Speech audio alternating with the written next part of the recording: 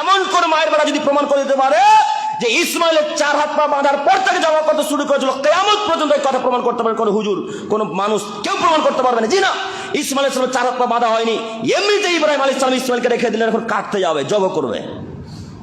এখানে আর একটা কথা, ইব্রাহিম আলাইহিস সালামকে ইসমাইল বলছে, আব্বু আপনি চোখে কাপড় বেঁধে নেন, আব্বু চোখে আপনি গামছা বেঁধে নেন। কেন?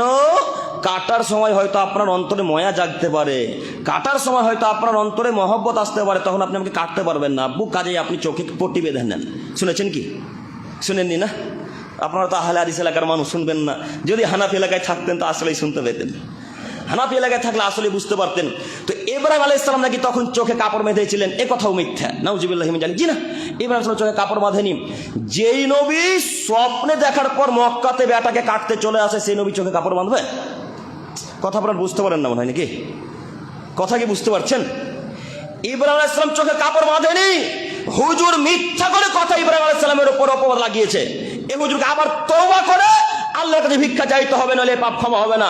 কেমনে বললো হুজুর ইব্রাহিম আলাইহিস সালাম চোখে কাপড় বেঁধেছে? জি না, ইব্রাহিম আলাইহিস সালাম চোখে কাপড় বাঁধেনি। এমনিতেই এবার জবাব করবে বেটাকে, এখন বেটাকে জবাব করবে, চাকু তালোয়ার চালাবে। এমন অবস্থায় আল্লাহ তাআলা পিছন থেকে ডাক দিয়ে বলছেন, ও নাদাইনা ইয়া ইব্রাহিম তাসাদ্দাকতা রুয়া, ইব্রাহিম থামো, ইব্রাহিম থামো, ইব্রাহিম থামো। তোমার বেটাকে জবাব করতে না, এটা আমার ঠেকা বাঁধেনি, তোমার বেটাকে আমি কুরবানি দেব, এটা আমার ঠেকা বাঁধেনি। আমি আল্লাহ তাআলা দেখতে চাচ্ছিলাম তুমি ইব্রাহিম পরীক্ষায় পাস করছো কিনা, আমার এটা ঠেকা বাঁধেনি ইব্রাহিম যে ইসমাইলকে তুমি কুরবানি করবে, এটা আমি চাইলাম, আমি দেখতে চাচ্ছিলাম তুমি পরীক্ষায় পাস করছো কিনা। ইব্রাহিম কদ সাদ্দাকতা রুয়া, ইব্রাহিম তুমি স্বপ্নকে বাস্তবে পরিণত করেছো। ইন্না কাযালিকা নাজিজিল মুহসিনিন, ইব্রাহিম শোনো, এইভাবে আমি আল্লাহ তাআলা সৎ মানুষদেরকে পরীক্ষা করে থাকি। ইন্না হাদালাহুল বালাউল মুবিন, এটা একটা সুস্পষ্ট পরীক্ষা। কি বুঝলেন? এটা একটা সুস্পষ্ট পরীক্ষা। আল্লাহ পরীক্ষা করতে চাচ্ছিলেন ইব্রাহিমকে, যে আসলে তার বেটাকে জবাব করছেন কিনা আমার রাস্তাতে। আসলে কি আল্লাহর উদ্দেশ্য ছিল ইব্রাহিম ইসমাইলকে জবাব করবে? জি, আসলে এটা উদ্দেশ্য ছিল না, দেখতে চাচ্ছিলেন পরীক্ষায় পাস করতে পারছেন কিনা।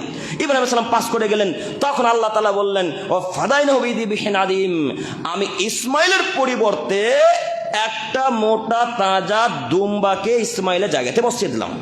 তখন ইব্রাহিম আলাইহিস সালাম জবাব করলেন, ও তারাকনা আলাইহি ফিল আখিরিন, এবং আমি কিয়ামত পর্যন্ত মুহাম্মদ সাল্লাল্লাহু আলাইহি ওয়াসাল্লামের উম্মত যত মানুষ আছে কিয়ামত পর্যন্ত সমস্ত মানুষের উপরে সুন্নাতে ইব্রাহিম হিসেবে এই নীতিকে চালু করে রেখে দিলাম।